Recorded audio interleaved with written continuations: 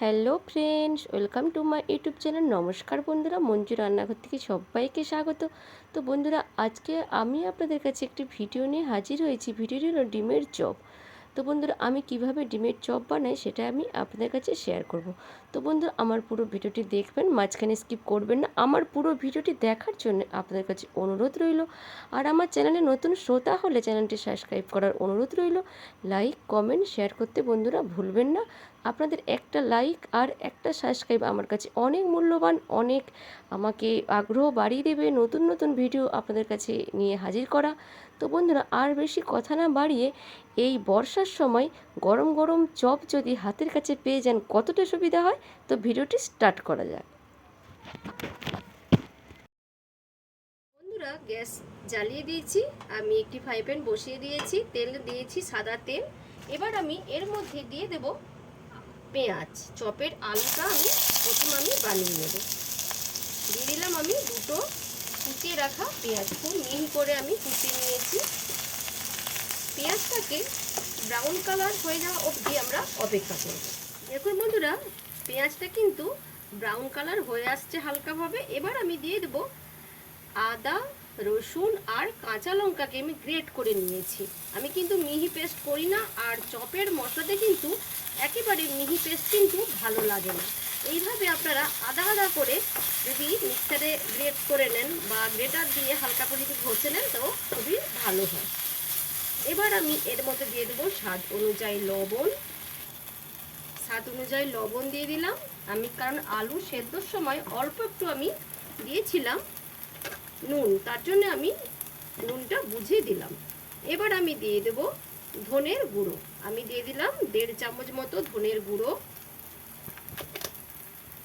আর দিয়ে দিচ্ছি জিরের গুঁড়ো 1 চামচ মতো দিয়ে দিলাম।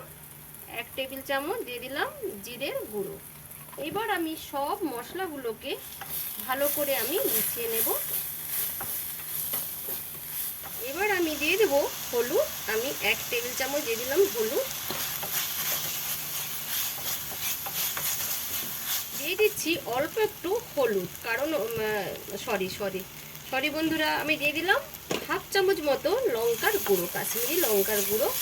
তো বন্ধুরা, আমি কাঁচা লঙ্কা দিয়েছি, তার জন্য আমি ঝালটা কিন্তু বুঝে স্বাদ অনুযায়ী আমি ঝালটা দিলাম। এবার আমি দিয়ে দেবো চিনে বাদাম। বাদাম আমি ভেজে রেখেছিলাম, বাদাম ভাজাটা আমি আপনাদেরকে দেখাইনি। দেখুন বন্ধুরা, আমি বাদাম ভেজে রেখেছিলাম, এই বাদামগুলোকে আমি এর সঙ্গে আমি দিয়ে দিলাম।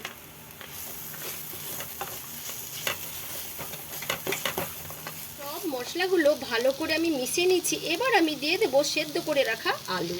আমি 4টে আলুকে আগে থেকে আমি সেদ্ধ করে হাতের দ্বারা আমি একটু ম্যাশ করে নিয়েছিলাম।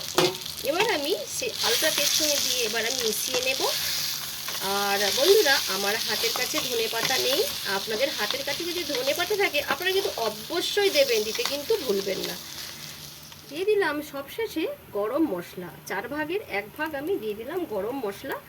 এবার রেডি হয়ে গেল আমার চপের আলু।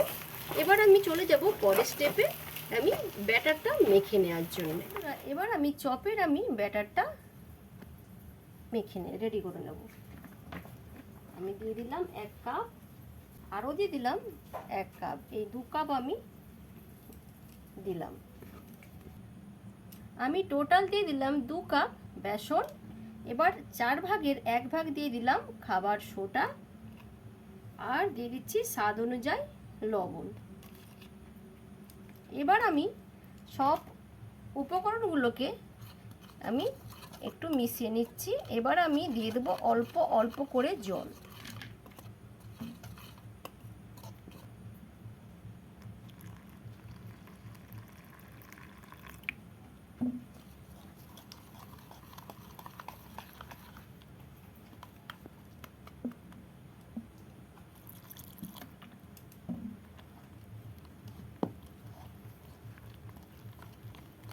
আরও একটু আমি জল এতে অ্যাড করলাম, কারণ চপের ব্যাটার কিন্তু খুব একটা পাতলা হবে না, মোটামুটি হবে। কনসিস্টেন্সিটা ঠিক আপনাদেরকে আমি বুঝিয়ে দেব।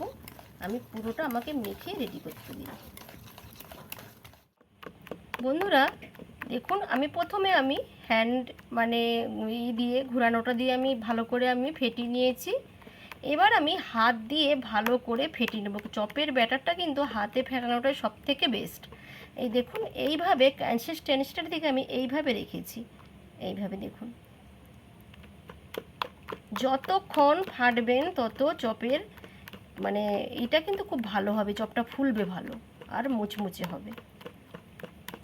আর আমি জলটা দিয়েছি 1 কাপ থেকে 1.5 কাপ। আপনাদের বেসন পরিমাণ হিসাবে আপনারা ঠিক কনসিস্টেন্সিটা ঠিক এইভাবে রাখবেন। দেখুন, এই দেখুন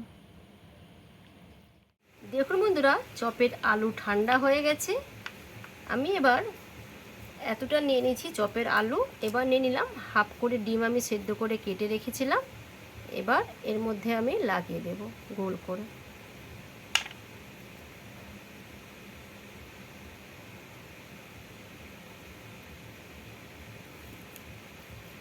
আরও আমি এই পাশে অল্প করে আমি দিয়ে দিচ্ছি, আপনারা দিতেও পারেন নাও দিতে পারেন। আমি অল্প করে লাগিয়ে দিলাম।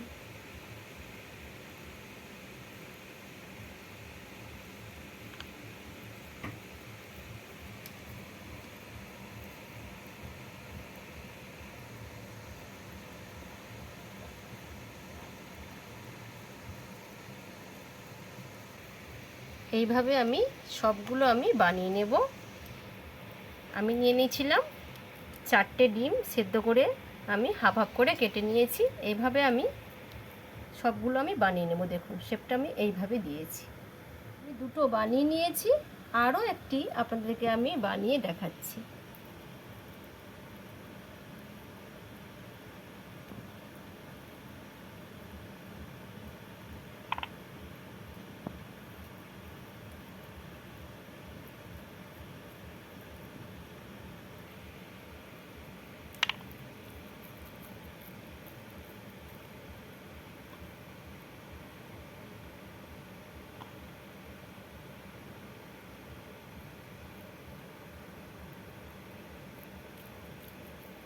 এইভাবে আমি আরও ডিমের চপগুলো আমি বানিয়ে নেব।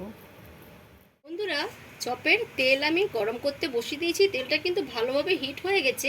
আর হিটটা হয়ে গেছে কিনা আপনারা কিভাবে বুঝবেন? 1-2 ফোঁটা দিয়ে দেখবেন। এই দেখুন বন্ধুরা, সঙ্গে সঙ্গে কিন্তু ফুলে গেল, তার মানে চপের তেল গরম হয়ে গেছে। এবার আমি চপটা ছেড়ে দেব। বন্ধুরা দেখুন, এবার নিয়ে নিচ্ছি একটা করে এই যে ডিমের চপ। এবার আমি দিয়ে দিলাম এই ব্যাটারের মধ্যে, দিয়ে এইভাবে আমি দিয়ে এর মধ্যে ছেড়ে দেব। বন্ধুরা, এক পাশ হয়ে গেছে, আমি আরও এক পাশ উল্টে দিলাম। এবার আমি তুলে নিচ্ছি, 2 পাশ হয়ে গেছে। এবার দিয়ে তেলটা ছেঁকে নেব।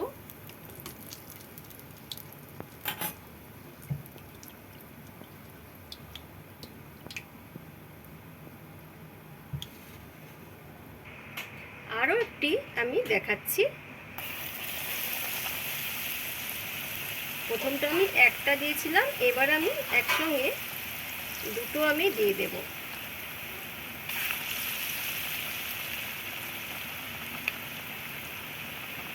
আরও ছোট ছোট যেগুলো আছে ওগুলো আমি পাশে পাশে দিয়ে ছেড়ে দিচ্ছি।